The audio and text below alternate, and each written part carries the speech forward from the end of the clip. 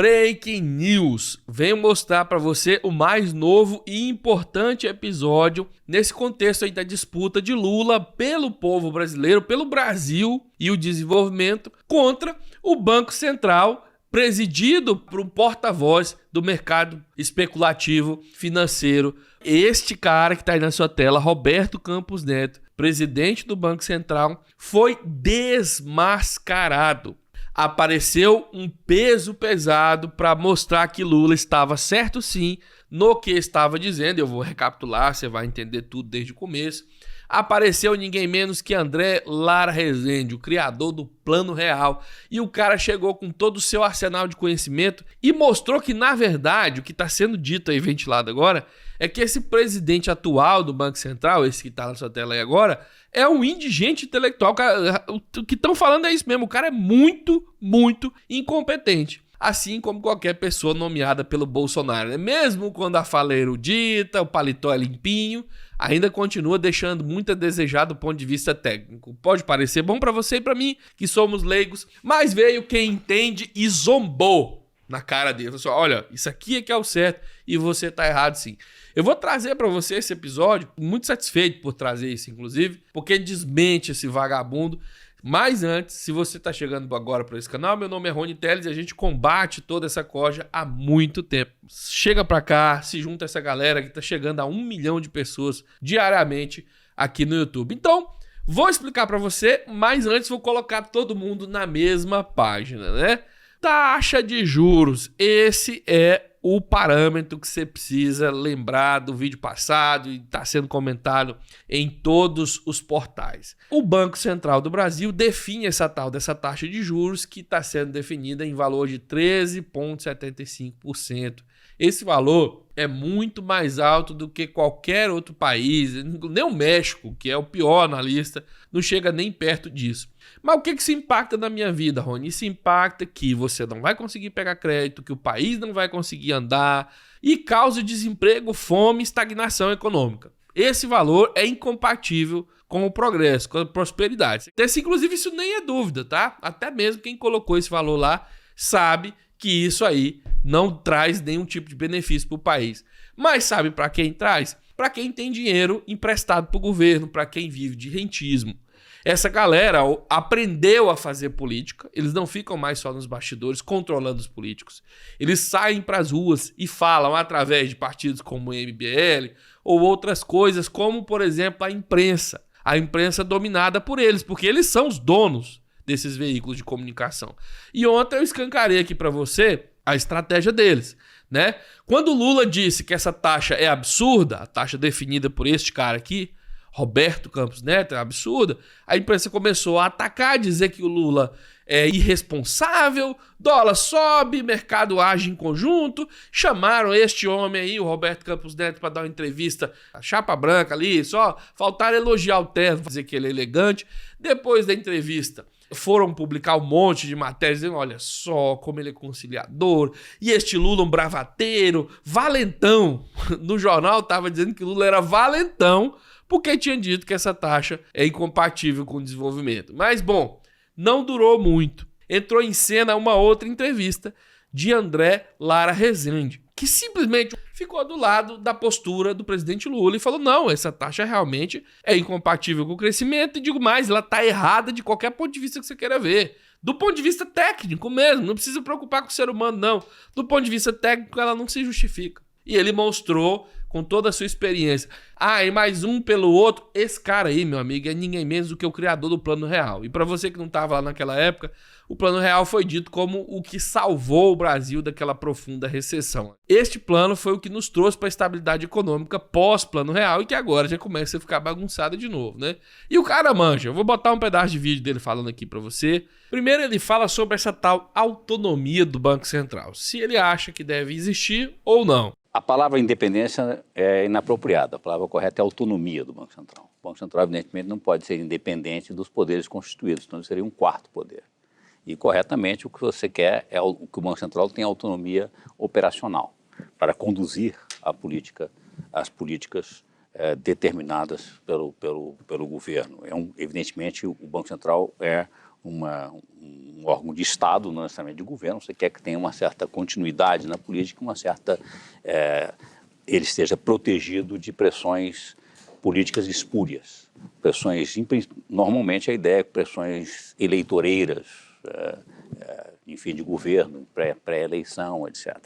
E, com isso, a ideia de que os diretores do Banco Central tenham um mandato, que não coincidente com os mandatos do Executivo, da Presidência da República, faz um pouco de sentido, porque os mercados financeiros precisam de certa previsibilidade e ideia de grandes mudanças podem ser profundamente perturbadoras, desorganizadoras do mercado financeiro e da economia.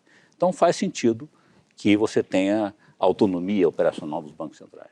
Agora, depois ele joga por terra aquela conversa fiada da primeira carta divulgada pelo Campos Neto, dizendo que o Banco Central tem outros clientes para atender. Não, a política econômica deve atender ao povo. Um Banco Central autônomo parte do princípio de que a política monetária, a política do Banco Central,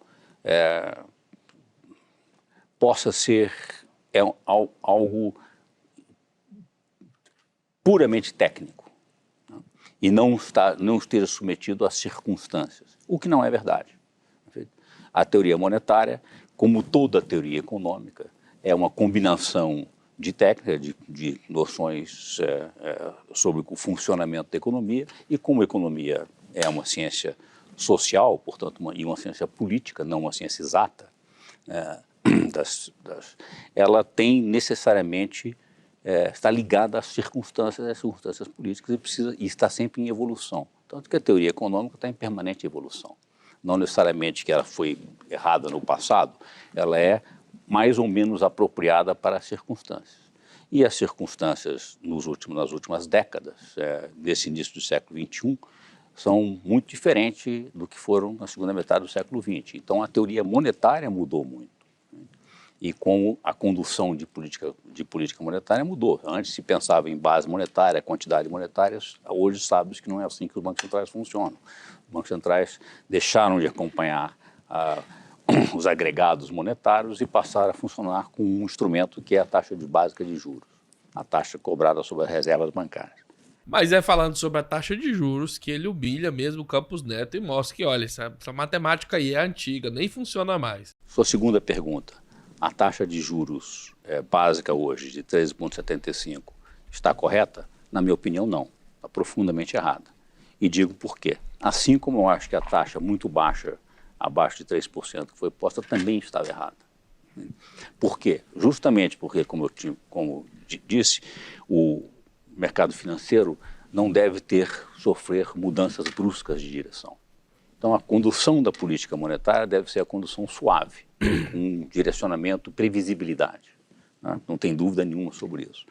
E depois, essa taxa hoje é muito alta, só para pôr isso em perspectiva, o mundo hoje, todos os países avançados têm taxa de juros real, ou seja, a taxa nominal reduzida à taxa de inflação, negativas. Ainda que estejam todas subindo, todas as taxas nominais estão em processo de ajuste para cima, porque você saiu de um período de deflação para um período de recuperação da inflação. Em todo mundo essas taxas estão subindo, mas continuam negativas. Alguns países que têm taxa positiva, a maior taxa positiva, se não me engano, é a do México, a segunda é a do Chile.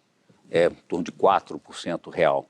Nossa, está em 7%, né? 8,5%. Perfeito? Então o Brasil tem a taxa real mais do que o dobro da segunda mais alta do mundo, para pôr isso em perspectiva. Segundo, a taxa de juros, o efeito da taxa de juros sobre o crescimento da economia e o emprego é inequívoco. Sobe a taxa de juros, desaquece a economia e aumenta o desemprego. Este efeito de desaquecimento da economia e aumento do desemprego sobre a inflação, que existia no passado, era a chamada curva de Phillips, que relacionava inversamente desemprego e inflação, desapareceu. Desapareceu no mundo inteiro. Não há mais essa relação. Ou seja, a taxa de inflação está desconectada da taxa do emprego ou do desemprego. especula-se por quê, as razões disso. Muito provavelmente, é o que me parece a explicação mais razoável, é justamente porque o emprego deixou de ser formal. Então, o emprego hoje está disperso, informalizado, e você reduziu muito o poder dos sindicatos.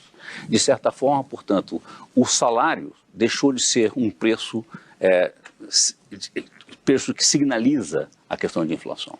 E aí ele mostra, tecnicamente, por que o Campos Neto não sabe o que está fazendo e não vai atingir o seu objetivo. Essa visão de que a taxa de juros tem o poder de abaixar a inflação, de conter a inflação, é arcaica. Mais um sinal de que esse cara mantém o padrão bolsonarista de qualidade.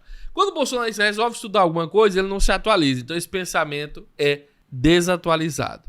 E aí ele alerta ao longo da sua fala para uma outra coisa muito interessante também. Ele lembra que houve muitas falências do comércio durante a pandemia. E agora a crise das Americanas e outras empresas também. Vai ter uma retração na contratação de crédito que pode desaquecer a economia e causar uma recessão sem precedentes. Essa retração de crédito, por causa do próprio sistema financeiro que já está com um problema que começou na pandemia, com essa taxa de juros 2 vezes maior do que a taxa de juros do segundo maior país em taxa de juros, esse junto pode causar recessão. Se você gostou, se inscreva, compartilhe o vídeo para que mais pessoas saibam que apareceu alguém de peso e deu ganho de causa para a argumentação do Lula contra a taxa de juros que causa fome, miséria, desemprego e vai empancar o país.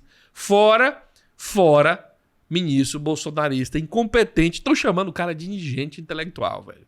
Sim, para quem entende economia e assistiu, ficou muito decepcionado.